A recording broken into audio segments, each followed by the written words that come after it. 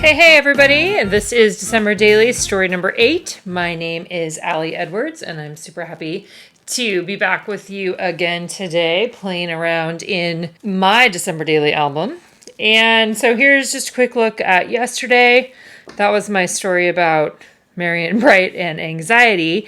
And then today I am going to be adding a photo to this page. This is the back of yesterday's, obviously, the back with the back of all the little pictures that I put in with the frames. And then I had this guy, this is an older December Daily felt number. That's Betty bringing one of her squeaky toys down the hall.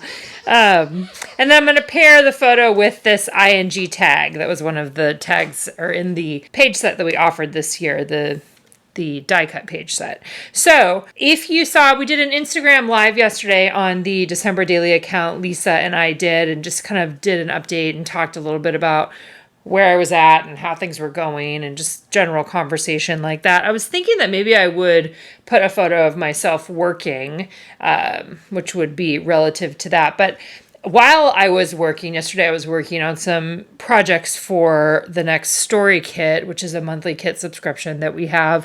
I decided to take a picture of my project or one of the projects and do kind of a close-up of that and use that as my image for today. I thought that was kind of a fun way to incorporate what my work is. It's a little meta, right? Because it almost looks like it's a scrapbook page in the scrapbook, but it's just a picture of the page. So then the theme for next month is the theme of present, and it's a great jewel tone colored kit with things that could be used in December Daily if you wanted to.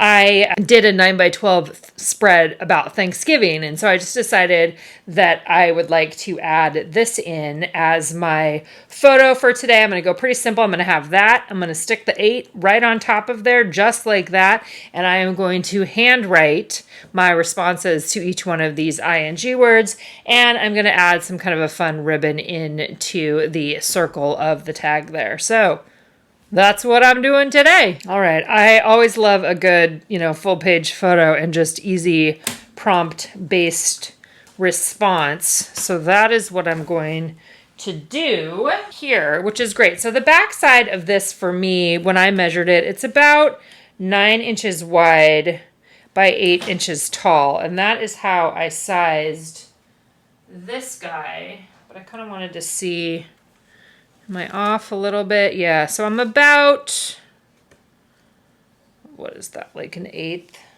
fourth of an inch maybe?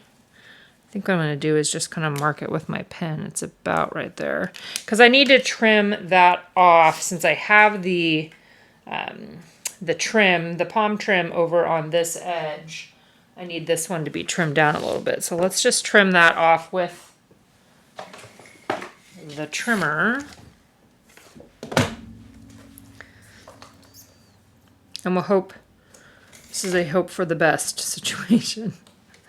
I think it's going to be close enough either way.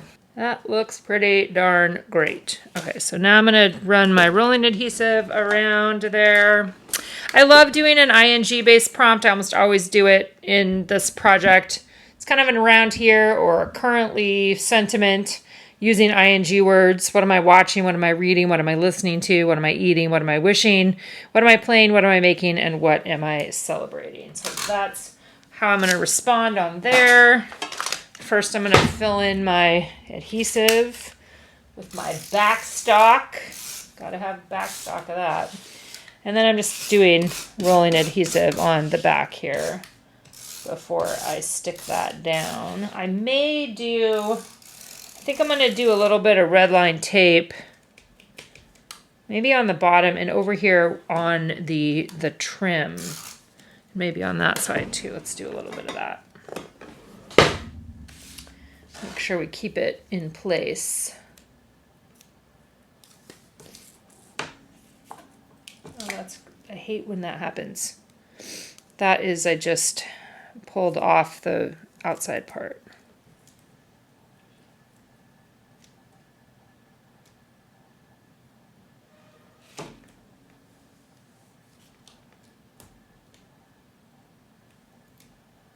Okay, so getting that right down there along the image. This will be a good anchor. And then I think I'm going to do it along the bottom too. That's the other spot where I was looking at it. I'm just going to pull this up because I know that's what I want to do anyway. Squish it down first.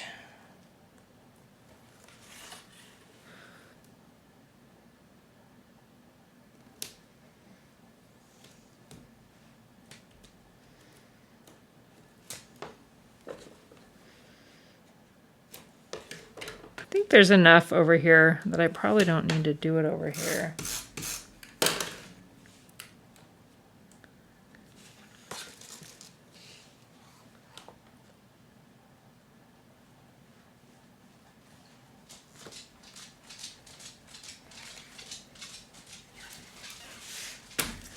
Awesome. And then if there's extra, which I can see there is a little extra along there, I can just use my X-Acto knife along the top of the chipboard. There we go. Okay, so I think that's fun. This is, you know, what I am currently working on, and it's a little sneak peek of what's to come in that classroom if you participate in there. And I am literally going to just stick that 8 on there. I like that idea of having it right in the middle of the photo. Let's go ahead and use red line tape on that guy too. Okay, so I'm going to stick this kind of in the middle.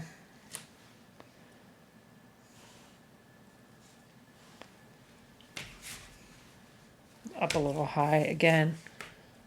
Okay, and now I am going to fill this out, and then I'm going to get some ribbon. I have ribbon that I have loved to add into my albums over the years, and you may have seen it in the past. It's a striped May Arts ribbon, so I'm going to grab that. Looks like this. It's always makes me happy to add it in, and I've done a variety of colors over the years. This is like my favorite one to wrap packages in. There's a green and white, and there's what else? What other ones do I have? Here's a few of those in there. I also have this one that I really like, which is like a herringbone.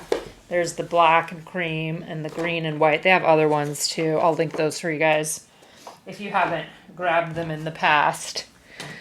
And then I think, so for this one right now, because I will be adding something to the back of here tomorrow, I'm not going to tie this or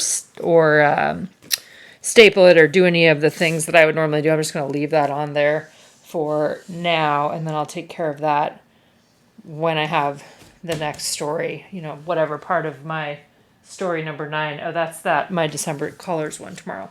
Okay, so for this one, I'm pretty sure what I'm going to do is just use a micron pen. This is the nice thin little pen. Maybe I'll use my Slick Writer. I haven't decided yet. Something similar to what I've been doing for the table of contents.